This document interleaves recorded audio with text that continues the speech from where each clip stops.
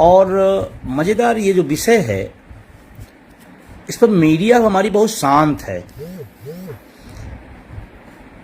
कमाल का विषय है। अगर कोई और विषय होता तो शायद मीडिया अब तक हम आपको घर घर पहुंचा चुकी होती कि देखिए कर्मचारियों शिक्षकों के वेतन देने से इतने का भार आ रहा है।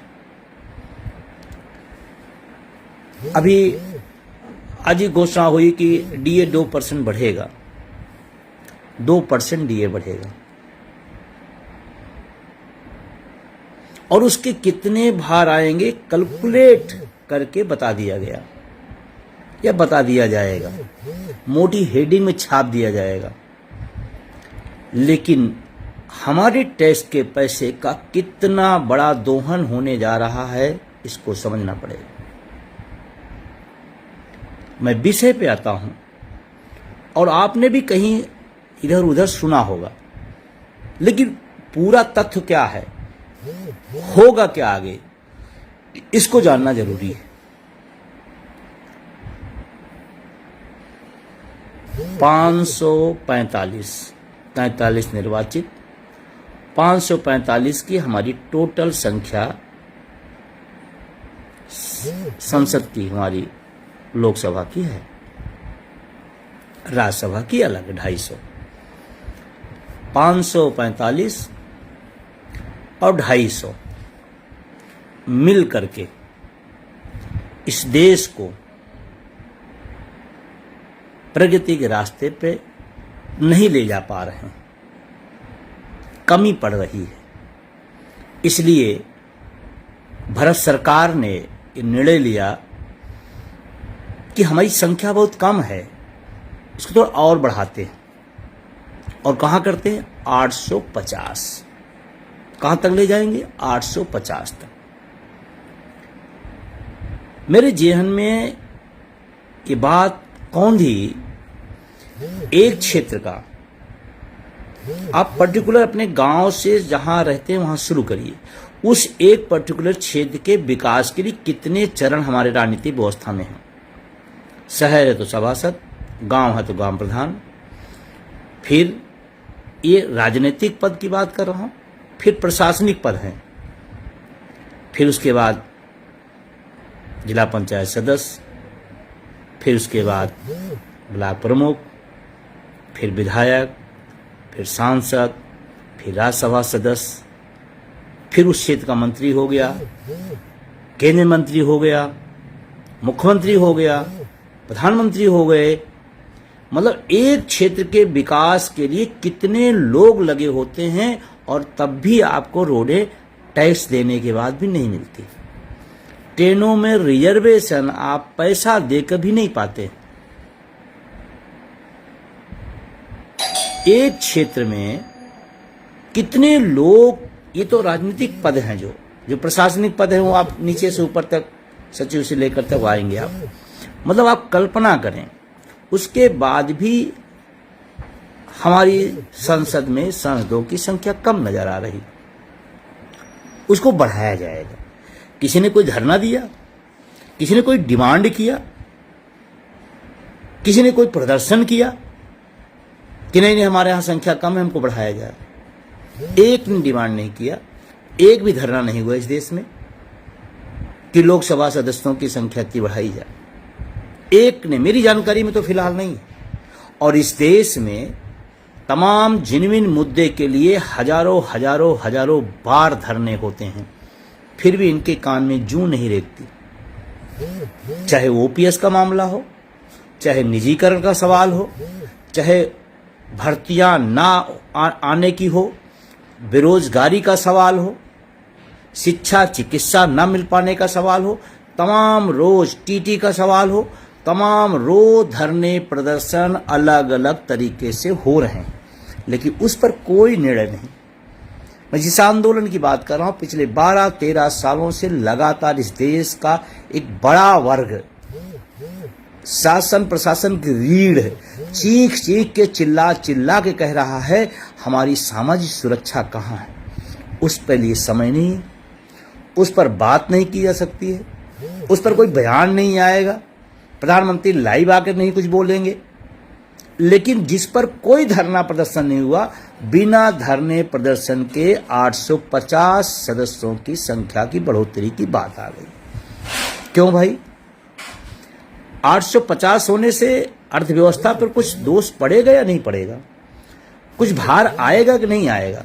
तो क्या किसी मीडिया चैनल ने 850 संख्या होने पर इतने का भार आया? कोई खबर आपने सुनी क्या?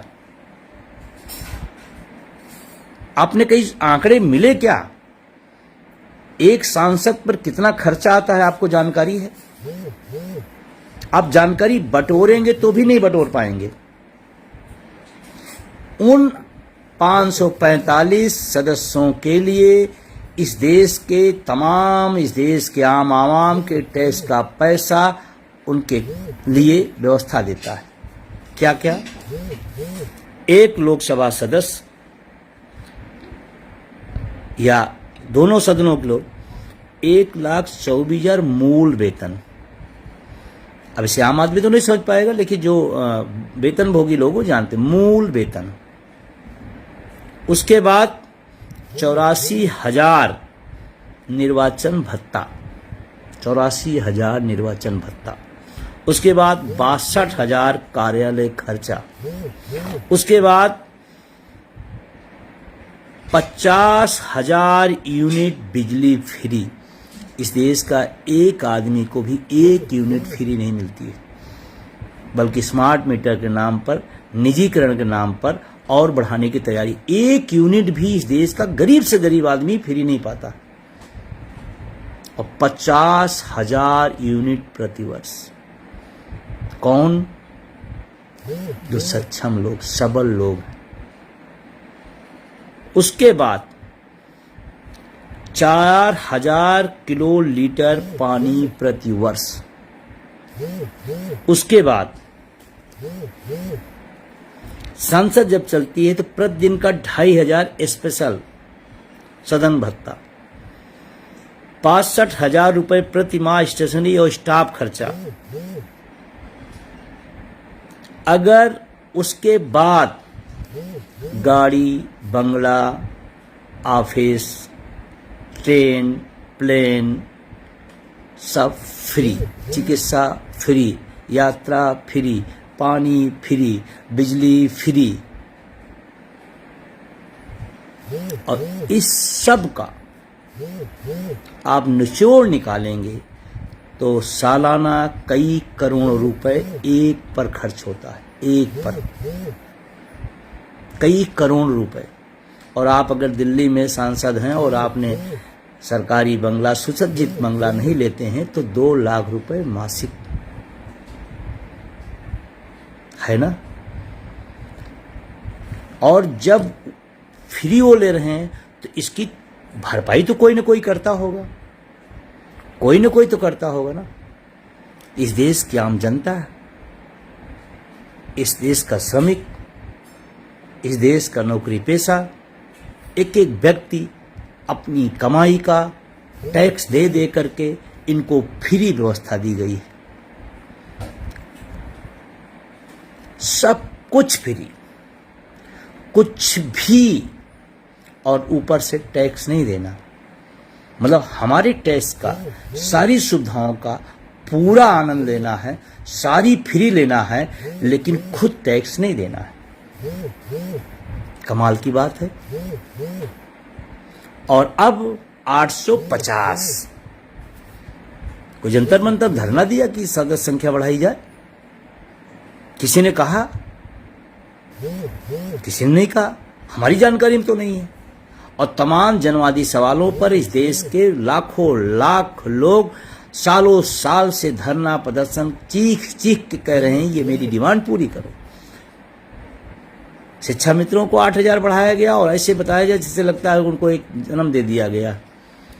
अनुदेशक, रसोइया, तमाम ऐसे ग्राम सेवक, तमाम ऐसे पदों, आउटसोर्सिंग संविदा की जो स्थिति है किसी से छिपी नहीं है।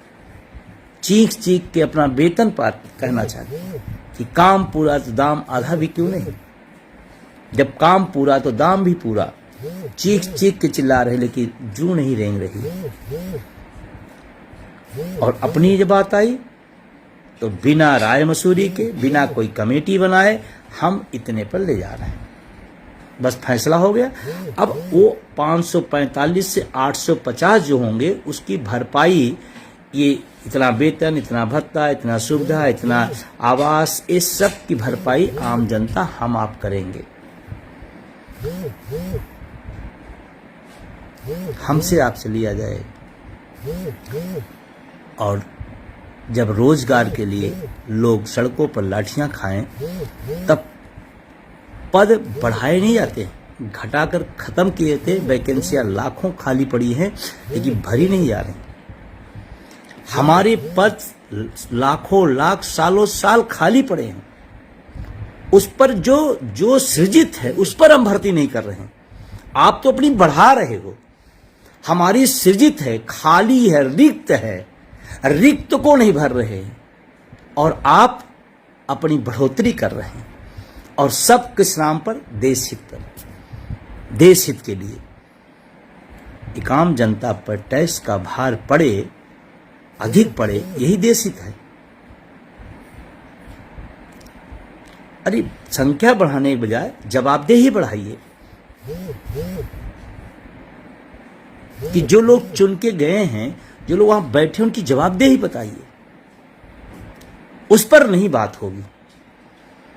इसी हमारे लोकतंत्र के इस मंदिर में कितने क्रिमिनल लोग, कितने रेपिस्ट लोग और कितने लोग देश का पैसा हजारों करोड़ खाने के बाद उन बैठे हुए हैं। उनको छांटने की बात नहीं हो रही है, बढ़ाने की बात हो रही है। और नाम दे दिया जाएगा देश हित में फैसला हो रहा है। एक कतई देश में देश हित में फैसला है, जो रिक्त पद पड़े हैं वो भरे जाएं। एक गरीब मजदूर किसान के यहाँ जब कोई एक नौकरी पाता है, तो उसके पूरे खानदान, उस पूरे घर में एक रोशनी का उजाला होता है, एक सपनों का जिंदा होना होता है, मुरझाए चेहरों पर मुस्कान आती है। वो रिक्त पद भरिए, बढ़ाइए। बढ़ाने की तो बात ही नहीं कर रहा, जो खाली पड़े हैं उन पर भरो भाई। रेल में सबसे बड़ा सेक्टर खाली पड़े हैं, तो आप 850 कर रहे हैं, तो हमारे यहाँ जो संख्या है डे बाय डे संख्या बढ़ रही है, तो कर्मचारियों का काम भी बढ़ रहा है।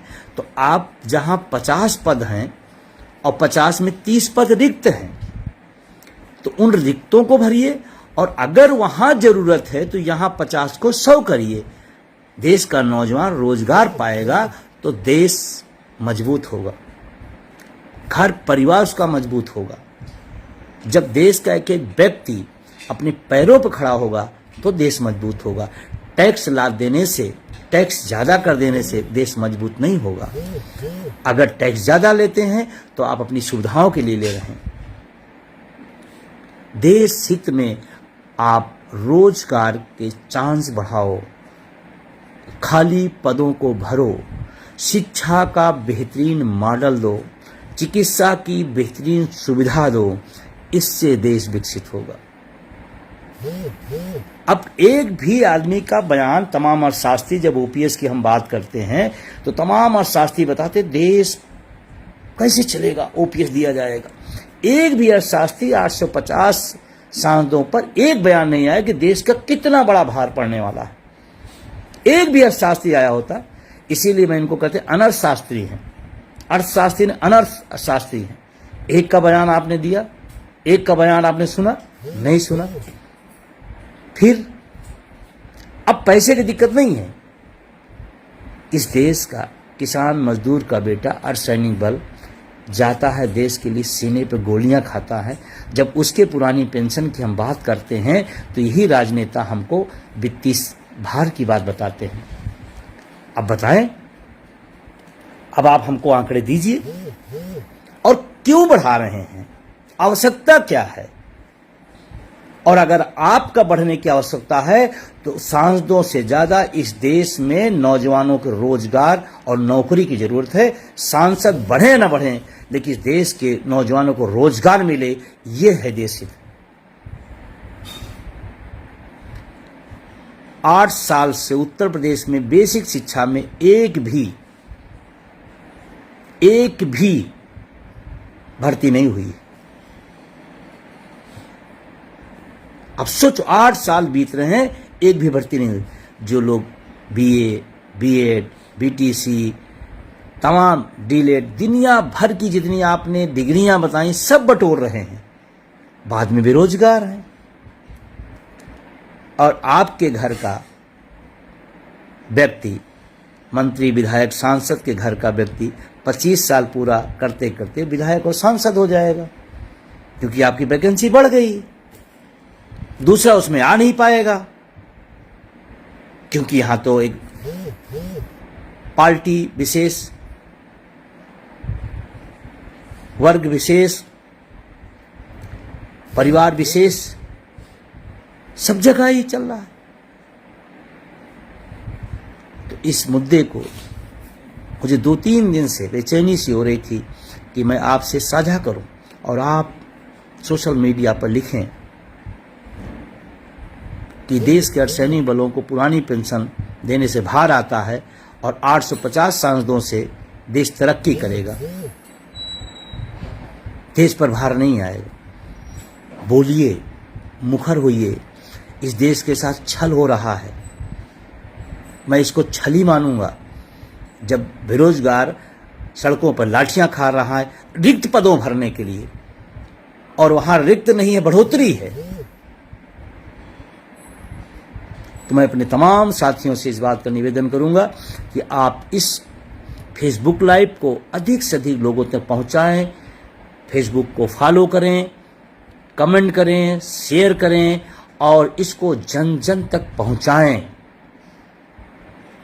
ये आपकी जिम्मेदारी भी है और आपकी जवाबदेही भी है उन माननीयों के लिए।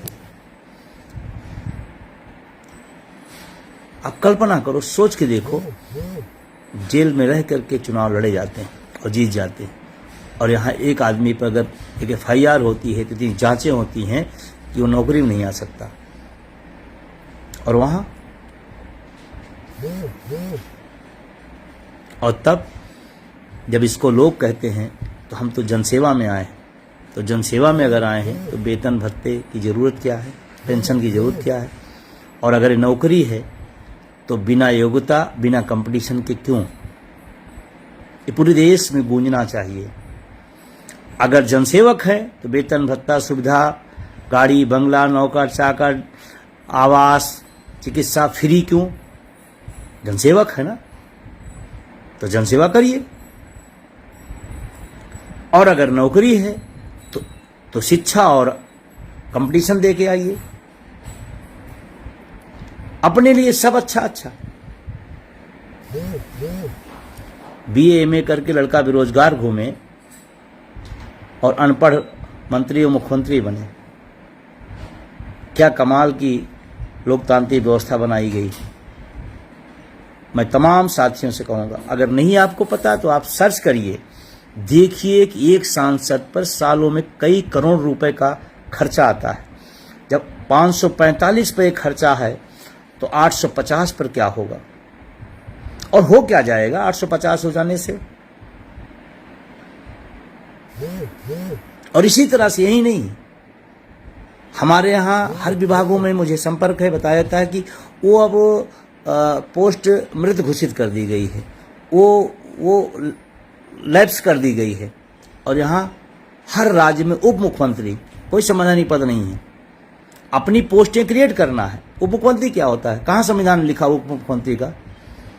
तो ये तो गैर संवैधानिक हो गया, और सरकार गैर संवैधानिक काम करती है। उप मुख्यमंत्री क्या होता है? क्यों आपको अपनी सीटें बढ़ा देना है, उन्हीं से उनको सुविधाएं बढ़ा देना है, उन्हीं के नाम पर उनको प्रोटोकॉल दे देना है, उन्हीं के नाम उनको खर्चे बढ़ा देना है, उन्हीं के नाम उनकी सुरक्षा बढ़ा देना है। अब सोचो 845 लोगों की सुरक्षा, अब 545 और 850 लोगों की सुरक्षा, कितना बड़ा पैसा खर्चा होगा। आवास पर कितना बड़ा पैसा खर्चा होगा, उनके आए जाने का कितना बड़ा खर्चा आने वाले देश के भार होने जा रहा है। तो मेरा सभी लोगों से बहुत विनम्रता निवेदन है कि आपके खिलाफ जैसे समाज के अंदर एक र्यूमर उड़ा दिया जाता है, आप भी इस बात को समाज में बताइए कि आपका बेटा शिक्षक भर्ती के इंतजार में है, आपका बेटा नौकरियों के इंतजार में है और वहां सांसदों का पद बढ़ाया जा रहा है। इसको बताना पड़ेगा, समझाना पड़ेगा। आप सोचोगे नहीं नहीं हम तो नहीं बताएंगे, हम तो नहीं समझाएंगे, हमारे लिए तो गलत हो जाएगा, हम तो अपना ठीक है काम चल रहा है। और अगर आपको जरूरत है तो एक कर्मचारी के अंदर आपने एक नई पॉलिसी नीति कर्मचारी नियमावली बना दी, आउटसोर्सिंग संविदा, तो जितने हैं उतने रहने दीजिए, ज़्यादा जरूरत हो आउटसोर्सिंग पर रख लीजिए। 11 महीने का सांसद, 11 महीने का विधायक, 25,000 तनख्वाह, अपने लिए भी कर लीजिए। थोड़ा आउटसोर्सिंग और संविदा का भी दर्द तो समझ में आए ना। 7,000 और 8,000 में कैसे लोग जिंदगियां काट रहे हैं वो भी पता चले ना। बेरोजगारी के मगफली में कैसे लोग जी रहे हैं वो भी तो पता चले ना। संविदा पे लाइए, 11 महीने का सांसद, 11 महीने का विधायक, 25,000 तनख्वाह, बाकी कुछ नहीं। उसमें भी कटौती करके 18,000 दिया जाएगा। करिए ना अपने लिए भी। सारा नौजवानों को झेलेगा, देश की जनता ही झेलेगी। आप इसको अधिक से अधिक शेयर करिए, अधिक से अधिक लोगों तक पहुंचाइए। और मैं इसका पुरजोर विरोध करता हूं। एक गलत है, इस देश के टैक्स पेयर पर एक अतिरिक्त भार डालने की तैयारी है, अपनी सुविधाओं की बढ़ोतरी की तैयारी है, अपने पदों की बढ़ोतरी की तैयारी है। तो मैं कहता हूं इसको आप रोकिए। पहले जितने देश में इस सरकारी विभागों में सरकारी पद खाली उनको भर लीजिए।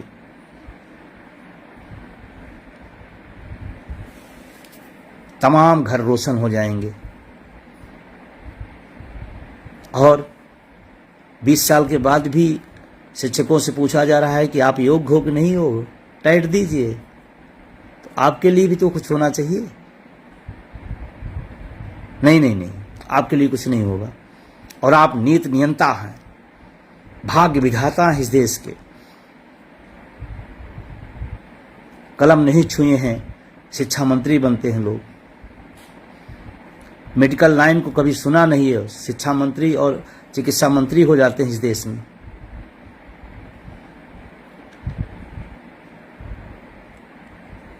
जिनको जेलों में होना चाहिए वो जेल मंत्री हो जाते हैं इस देश में।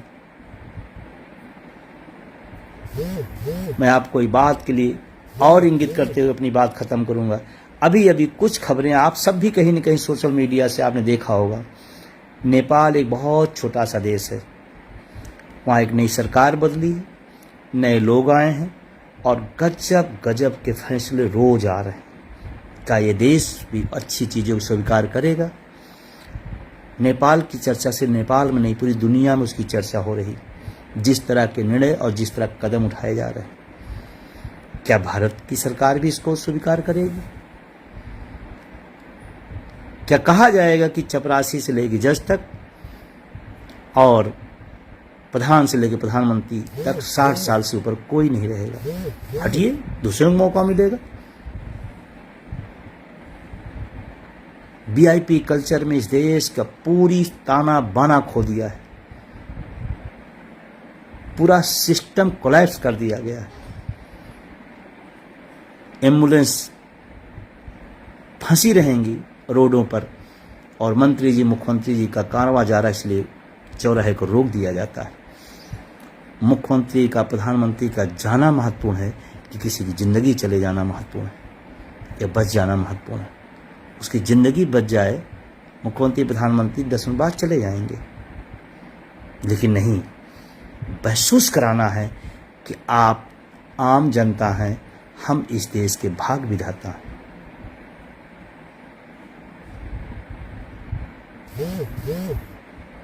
आपको लगता है ये बातें सही हैं, ये सच हैं, लोगों के बीच में जानी चाहिए, तो आप इसको ज़रूर शेयर करें, जरूर लोगों तक ले जाएं। मेरा बहुत विनम्र निवेदन है। मैं 8,050 कर दी। फिर आप देखिए ये सिलसिला शुरू होगा, फिर विधानसभाओं में आएगा, फिर विधानसभा के लोग भाई एक की देखा सब, फिर विधानसभा, मतलब हर सांसद से लेकर विधानसभा में जस्ट दूनी हो जाएगी। आज उन पर कितना भार आ रहा है, आज मैंने कई बार आरटीआई लगाया, आज तक नहीं मिला। मैंने पेंशन निदेशालय से कई बार डाटा मांगा, पेंशन निदेशालय ने मना कर दिया कि आप इसको दे नहीं सकते हैं। कई बार मैंने कोशिश किया, जो थोड़ा बहुत निकल के आ पाता है, अभी बहुत चीजें हैं जो निकल ही नहीं पाती हैं। तो मांग करिए सांसदों की संख्या न बढ़ाई जाए, बल्कि इस देश के लाखों करोड़ों जो नौजवान बेरोजगार घूम रहे हैं उनको विभागों में नियुक्त किया जाए, उनको रोजगार दिया जाए, तो देश तरक्की करेगा।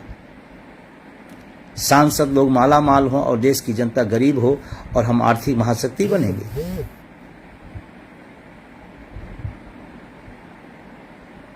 तो पुनः सभी से निवेदन करते हुए इस फेसबुक लाइव को आप अपने जरूर लोगों तक भेजिए और बताइए 50,000 यूनिट प्रति वर्ष, एक यूनिट भी आपको फ्री नहीं मिलती, बल्कि जितना पैसा आप बिजली देते हैं उससे ज़्यादा देने की तैयारी है।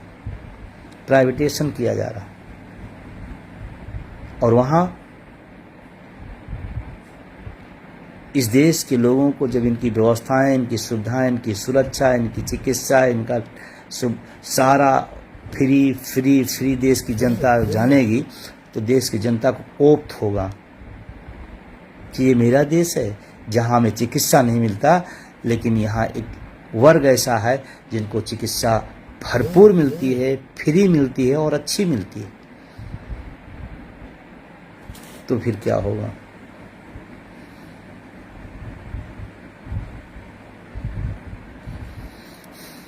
आप सब आए, धन्यवाद आप सबका। इतनी देर आपने सुनने के लिए हमारे बीच हमारे साथ रहे, सभी का बहुत बहुत शुक्रिया। शुभ रात्रि। लेकिन विषय गंभीर है, मुद्दा गंभीर है, महत्वपूर्ण है, इस पर जरूर अपनी कलम चलाएं सभी लोग। बहुत बहुत शुक्रिया, बहुत बहुत धन्यवाद।